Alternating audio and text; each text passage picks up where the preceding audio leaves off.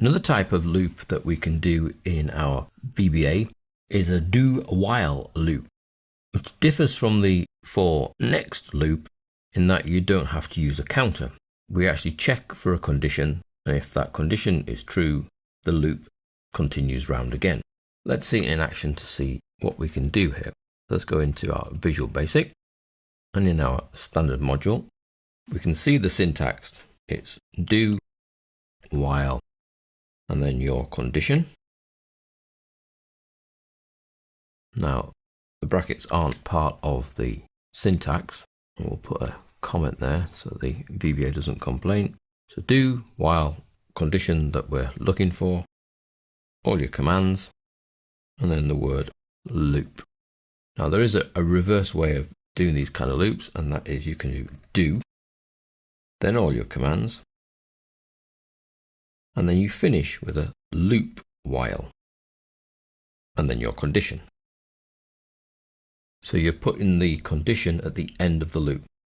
Either syntax works. Depending on what you're trying to achieve, you might find it better that you put the condition that you're checking at the end of the loop. As soon as that condition is not met, we drop out of the loop and continue with the rest of the program. So let's create a little sub-procedure that will hopefully work for us. We're going to create a little sub-procedure that's going to do a bit of copying down. So I'm going to call it copy down. Imagination is not my strong point. And what we're going to do is we're going to create this little function that copies down a bit of math as long as the cell to the left of it has something in it. So the first stage is to set a variable as double that's going to possibly contain decimal places, and the starting value for x is going to come from the cell we're in, that's the active cell, offset. So I'm not interested in the cell's value that I'm in, but a cell that's offset slightly, and the offset is one row down, but one column to the left, -1 dot value. So if I go back to Excel and explain what I mean, if I've got a list of numbers here, as an example, and I were to click this cell here and trigger my sub-procedure, it would check for that cell there. If that cell has something in it, which is the next stage of our sub-procedure, then we're going to proceed to add something in here, then check that one and add something in here, check that one, put something in here, check that one, put something in here, all the way to the bottom until eventually it checks that one and finds there's nothing in it, and then it won't put anything in here. So effectively it's going to stop at the bottom of the list. We hope.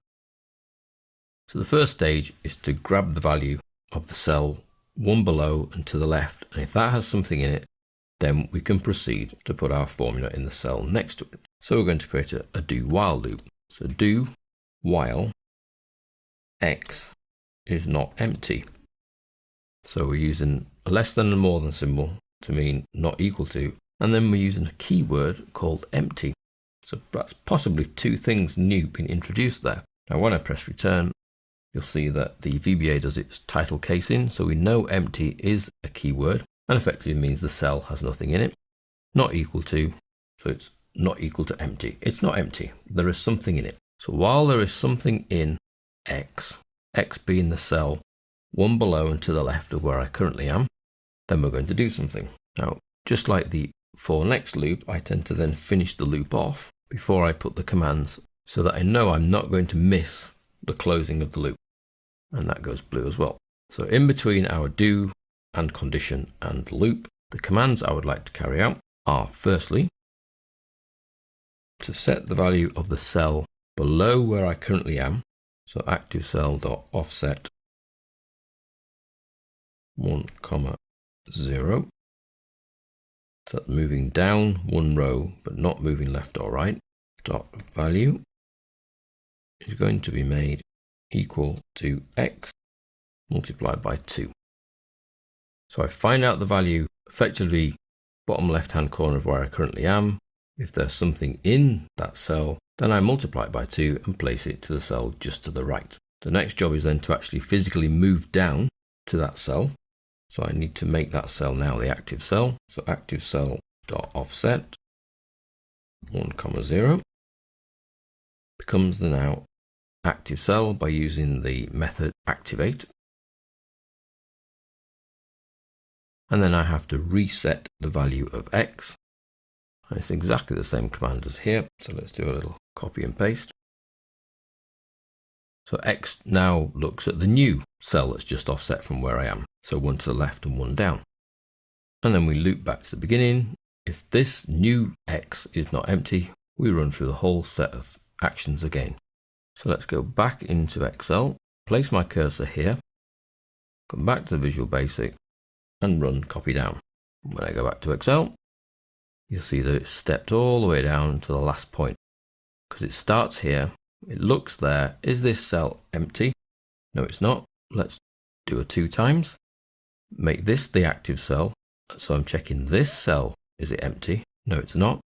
Let's do a 2 times and place it here and make this the active cell. So you can see it steps moving down the list, moving down, moving down, moving down until it gets to here.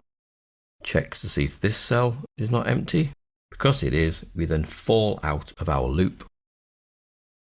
So out here and carry on with whatever the next command is. So that's a do while loop. Keep doing something while a particular condition is true. Now you have to be a little bit careful, a bit like the for next, that you don't turn this into an endless loop by having a condition that can never be met, because you could cause the VBA to crash. So it's just a little bit of forethought in your planning, thinking, yep, that condition can be met. All we need to do is come across an empty cell and it will stop doing what I've asked it to do, which is moving down one cell at a time and inserting a new double up value. Obviously the math doesn't have to be as simple as times 2, it could be much more complicated than that.